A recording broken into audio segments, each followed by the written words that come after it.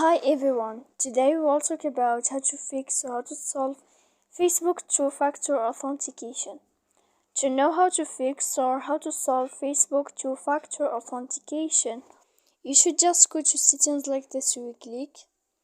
After that, in this page you will go to apps, default apps, app settings.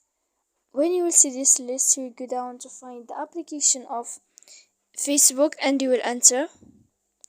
Then in this page you will go to click for stop. When you will end this, you will enter to storage.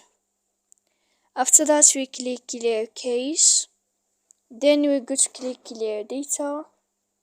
And when you will end all this stuff here, also you can turn off your phone.